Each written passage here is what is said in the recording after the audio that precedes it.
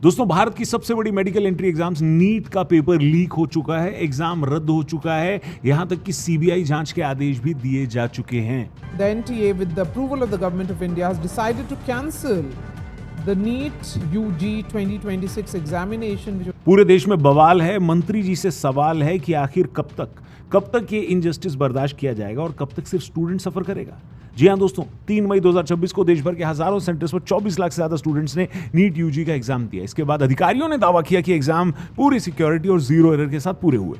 लेकिन 5-6 मई 2026 को social media और टेलीग्राम ग्रुप्स पर कुछ गेस्ट पेपर्स के स्क्रीनशॉट्स वायरल होने लगे। राजस्थान के सीकर और उत्तराखंड के देहरादून जैसे कोचिंग हब से खबरें आई कि एग्जाम से पहले ही कुछ क्वेश्चन पेपर्स व्हाट्सएप पर घूम रहे थे। 8 मई 2026 को राजस्थान पुलिस की स्पेशल ऑपरेशंस ग्रुप यानी कि एसओजी ने जांच शुरू की। शुरुआती जांच में पाया गया कि वायरल हुए गेस्ट पेपर के 400 क्वेश्चंस में से 100 से ज्यादा क्वेश्चंस खासकर बायोलॉजी और केमिस्ट्री के रियल पेपर से हूबहू मेल खाते थे। 10 मई को नेशनल टेस्टिंग एजेंसी एनटीए ने पहले इन आरोपों को नकारा, लेकिन जब एसओजी ने पुख्ता सबूत पेश किए कि क्वेश्चन पेपर एग्जाम से 3 दिन पहले यानी 30 अप्रैल को लीक हो चुका था, तो हलचल तेज हो गई। इसके बाद 12 मई को एजुकेशन मिनिस्ट्री और एनटीए ने एक बेहद कड़ा कदम और कड़ा फैसला लेते हुए नीट एग्जाम्स को रद्द कर दिया। सरकार ने पूरे मामले की जांच सीबीआई को सौंप दी है, लेकिन इनसे उन लाखों बच्चों की मेहनत पर तो पानी फिर गया ना, जिनकी मेहनत कुछ पेपर माफियाओं के चलते बेकार हो गई। बताइए। The exam paper being leaked is a huge big deal. Appearing once again makes it more stressful. सरकार इस समय चारों तरफ से दबाव में है। एक तरफ उसे 24 लाख छात्रों के गुस्से का सामना करना है, तो दूसरी तरफ अपनी एजेंसी एनटीए की साख बचानी है। सेंट्रल एजुकेशन मिनिस्टर ने साफ बोला है कि पेपर लीक के पीछे ऑर्गेनाइज्ड क्राइम और सॉल्वर गैंग का हाथ है। सरकार ने public examinations prevention of unfair means act के तहत दोषियों के खिलाफ कठोर कार्रवाई का आश्वासन दिया। लेकिन हेलो, आश्वासन का वो स्टूडेंट्स क्या करें? अचार डालें जिनकी सालों की मेहनत बेकार हो गई और सरकार कुछ नहीं कर पाई। सरकार का लॉजिक है कि पूरे पेपर को रद्द करना उन ईमानदार स्टूडेंट्स के साथ न्याय करने के लिए जरूरी था जिन्होंने मेहनत की थी। सरकार इसे व्यवस्था की विफलता के बजाय बाहरी शरारती तत्वों की साजिश करार दे रही है। सरकार लोगों का ना ये बहुत अच्छा लगता है मेरे को, है अपनी हर नाकामी को छिपाने के लिए किसी बाहरी शरारती तत्वों की साजिश है ये बोलकर निकल लेते हैं। भाई साहब, आप लोग सिस्टम चला रहे हो, आप लोगों को पता नहीं है कि ये क्या हो रहा है और क्यों हो रहा है और लगातार होता जा रहा है। पर ठीक है, सरकार हो आप लोग। लेकिन इसके बाद विपक्ष ने भी इस मुद्दे को उठाया और बहुत सही उठाया। विपक्ष ने इस मुद्दे को सरकार के खिलाफ एक बड़े हथियार के रूप में यूज किया है। कांग्रेस, आप और बाकी ऑपोजिशन पार्टीज का कहना है कि एनटीए एक ऐसी संस्था बन चुकी है जो बार बार पेपर लीक रोकने में नाकाम रही है। उन्होंने एजुकेशन मिनिस्टर के इस्तीफे और एनटीए को पूरी तरह से खत्म करने की मांग की है। विपक्ष का सवाल है कि क्या मोदी सरकार में पेपर लीक एक इंडस्ट्री बन गई है? वो 2024 की कंट्रोवर्सी का हवाला देते हुए कह रहे हैं कि सरकार ने पिछले घावों से कोई सबक नहीं सीखा, जिसका खामियाजा आज के यंगस्टर्स को भुगतना पड़ रहा है। अगर पेपर लीक हो जाए तो उससे बड़ा मैं समझता हूं कि धोखा किसी के साथ नहीं हो। कि जो पिछली बार पेपर लीक हुए थे उनके आरोपी अब जेल से बाहर क्यों हैं?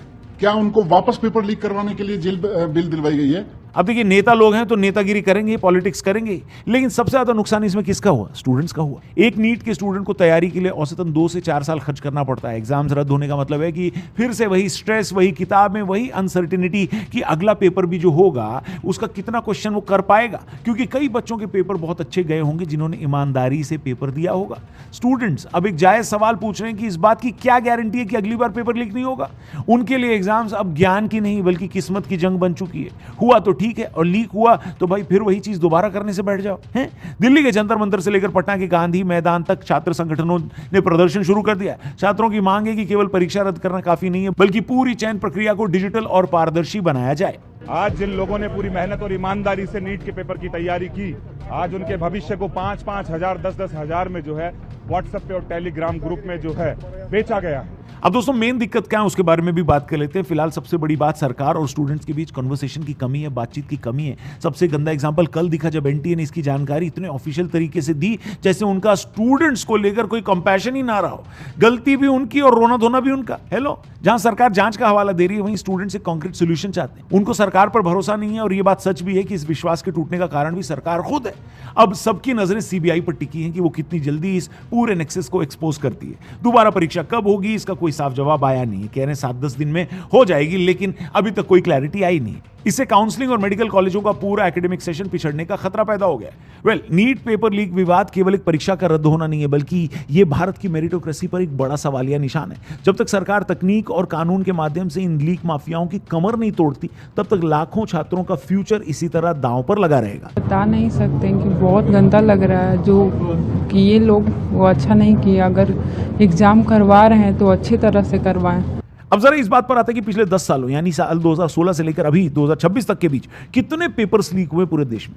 आपको जानकर हैरानी होगी दोस्तों कि 4 crore students in paper leaks की वजह से पिछले 10 सालों में अफेक्टेड रहे। डिफरेंट मीडिया रिपोर्ट्स, विधानसभाओं में दिए गए आंसर्स और हालिया public examinations prevention of unfair means bill 2024 के दौरान साझा किए गए जो आंकड़े हैं, उनके अनुसार 2016 से 26 के बीच भारत में 100 से ज्यादा मेन पेपर लीक के मामले दर्ज किए गए। राजस्थान, यूपी, गुजरात और बिहार इन मामलों में सबसे अधिक प्रभावित क्षेत्र हैं, राज्य हैं। अकेले राजस्थान में 2015 से 23 के बीच 14 से अधिक बड़े पेपर लीक हुए, जबकि उत्तर प्रदेश में 2017 से 22 के बीच लगभग 8 बड़ी घटनाएं हुई। अब सवाल यह है कि इसमें कार्रवाई हुई या नहीं हुई। ऐसा कहा जाता है कि पेपर लीक माफियाओं के खिलाफ कार्रवाई की स्पीड पहले धीमी थी, लेकिन हाल के सालों में इनमें तेजी आई है। 2016 से 26 के बीच हजारों सस्पेक्ट्स, बिचौलियों और कोचिंग ऑपरेटर्स को गिरफ्तार किया गया। 2026 के हालिया नीट मैटर में राजस्थान पुलिस ने अकेले एक हफ्ते में 13 लोगों को पकड़ा। 2021 के राजस्थान पुलिस कांस्टेबल भर्ती में 16 लोग गिरफ्तार हुए। इनमें ज्यादातर प्रिंटिंग प्रेस के कर्मचारी, एग्जाम सेंटर्स के अधिकारी और सॉल्वर गैंग के मेंबर्स होते हैं। पर सवाल यह है कि ये जो पेपर लीक कराने के पीछे गिरोह है, अगर ये पकड़े जाते हैं तो क्या इनको प्रॉपर सजा मिलती है, जिससे बाकी लोगों के लिए एक मैसेज जाए कि अगर पकड़े गए तो लंबे जाओगे। अश्विनी उपाध्याय जी, जो कि बड़े वकील हैं सुप्रीम कोर्ट के, हमारे साथ कई बार पॉडकास्ट पर भी आए। उन्होंने नकल माफिया और कोचिंग माफियाओं और ऐसे लोग जो यंगस्टर्स की जिंदगी बर्बाद करते हैं पेपर लीक गिरोह में जुड़े होकर, उनके लिए अपील की कि 100% संपत्ति इनकी जब्त की जाए, नागरिकता इनकी समाप्त की जाए और 1 वर्ष में इनको आजीवन कारावास देने के लिए संसद में कानून बने। जब तक ऐसे कठोर कानून नहीं बनेंगे, कुछ लोगों को सजा नहीं मिलेगी, तब तक ये प्रोसेस चलता जाएगा, ऐसे पेपर लीक होते जाएंगे और स्टूडेंट्स का भविष्य बर्बाद होता जाएगा। अब दोस्तों, बड़ा सवाल यही है कि पेपर पहली बार तो लीक हो नहीं रहे, तो सरकार उन पेपर माफियाओं को क्यों नहीं पकड़ पा रही है जो इसको लीक कर रहे हैं। सीनियर जर्नलिस्ट हर्षवर्धन त्रिपाठी ने एक डिबेट में इतनी जबरदस्त बात कल बोली है कि वो फुल वायरल हो गई है। पूछते हैं कि मंत्री कौन बनेगा मोदी जी के मंत्रिमंडल में, एक को नहीं पता चलता। टिकट किसको मिलना है, एक भी नहीं पता चलता। जब इतना कुछ नहीं पता चलता, तो फिर इस देश के बच्चों के भविष्य से जुड़ा हुआ पेपर लीक कैसे हो जाता है। पेपर लीक पर छोटे प्यादों को पकड़कर क्या होगा जो बड़े लोग ही खुलेआम घूम रहे हैं। सरकार के पास हर तरह का सिस्टम होते हुए भी आखिर ये लोग पकड़े क्यों नहीं जाते, और पकड़े जाते हैं तो कितनी कठोर सजा होती है? कितनी कठोर सजा होती है कि बाकी लोगों को मैसेज जाए कि पकड़े गए तो लंबे जाओगे? बताइए। इसका एक आंसर ये है कि पेपर माफियाओं का सिस्टम सरकार के सिस्टम से भी ज्यादा बड़ा लगता है। भारत में पेपर माफिया शब्द किसी एक गिरोह के लिए नहीं, बल्कि एक ऐसे ऑर्गेनाइज्ड क्राइम के लिए इस्तेमाल होता है जिसका टर्नओवर हजारों करोड़ रुपए में है। यह सिस्टम इतना गहरा और कॉम्प्लेक्स है कि कभी कभी यह सरकारी सिस्टम से भी अधिक एफिशिएंट और तेज नजर आता है। भारत में हर साल करोड़ों छात्र सरकारी नौकरियों जैसे एसएससी, यूपीएससी, रेलवे, पुलिस और एंट्रेंस एग्जाम जैसे नीट, जेई, सीयूईटी में बैठते हैं। पेपर माफिया के लिए एक बहुत बड़ा बाजार है। एक पेपर के लिए जो माफिया है, पेपर माफिया, ये एक स्टूडेंट से 5 लाख से 30 लाख रुपए तक वसूलते हैं। अगर 1000 स्टूडेंट्स को भी पेपर बेचा गया तो ये आंकड़ा करोड़ों में चला जाता है। ये गिरोह किसी एक स्टेट तक सीमित नहीं है। बिहार, यूपी, राजस्थान, हरियाणा जैसे स्टेट में इनके नेटवर्क आपस में जुड़े हुए हैं। माफिया सरकारी सिस्टम की कमजोरियों का फायदा उठाकर अपना एक पैरेलल एडमिनिस्ट्रेशन खड़ा कर लेता है। इसमें हैकिंग और प्रॉक्सी सबसे बड़े हथियारों में से एक है।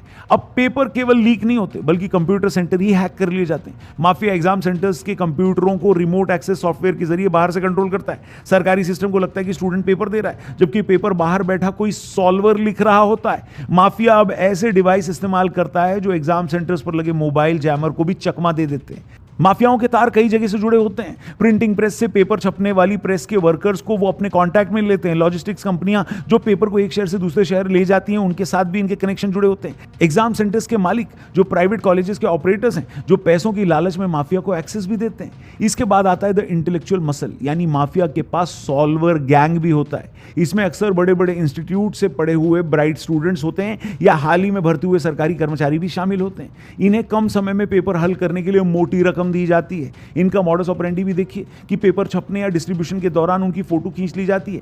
सॉल्वर गैंग तुरंत आंसर भी तैयार कर देता है इन पेपर्स का। आंसर्स को ब्लूटूथ डिवाइस, माइक्रो ईयरफोन या एग्जाम से कुछ घंटे पहले प्रैक्टिस करने वाले स्टूडेंट्स को रटवा कर पहुंचाया जाता है। कई बार माफिया इनको किसी सीक्रेट सेंटर जैसे कोई होटल या फार्म हाउस पर ले जाकर रातों रात पेपर याद करवाता है। हालांकि अब तक देश में पेपर लीक के खिलाफ कोई बहुत मजबूत कानून नहीं है। स्टेट के कानून इतने कमजोर थे कि अपराधी जल्दी जमानत पर बाहर आ जाते थे और फिर से वही काम शुरू कर देते थे। हालांकि अब सरकार ने public examinations prevention of unfair means act 2024 लागू किया है, जिसमें 10 साल तक की जेल और 1 करोड़ रुपए तक के जुर्माने की सजा है। लेकिन यह सजा बहुत छोटी है।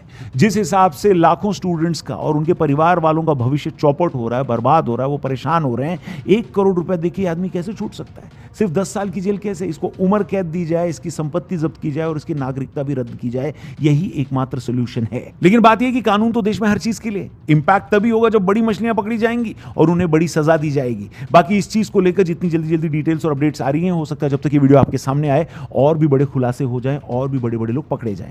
पर मेरी सरकार और सिस्टम चलाने वालों से हाथ जोड़कर यही रिक्वेस्ट है कि इतने लाखों स्टूडेंट्स और उनके परिवार वालों के भविष्य के साथ जो खिलवाड़ होता है, अगर किसी को पकड़ा गया है, उनको इतनी कड़ी सजा दीजिए कि पूरे समाज के लिए एक मैसेज जाए कि भैया अगली बार अगर ऐसा कुकर्म किया, ऐसा कांड किया, तो फिर आपको छोड़ा नहीं जाएगा। बाकी दोस्तों, इस बारे में अगर आप कुछ कहना चाहते हैं, आपकी कोई राय, आपकी कोई ओपिनियन है, तो कमेंट बॉक्स में जरूर लिखना, कड़े सवाल जरूर पूछना। ये वीडियो अपने दोस्तों से भी शेयर करना और चैनल को भी सब्सक्राइब करके जाना। इस मुद्दे पर आगे और भी बातें हम जरूर करेंगे। Thank you for watching. जल्दी मिलते हैं।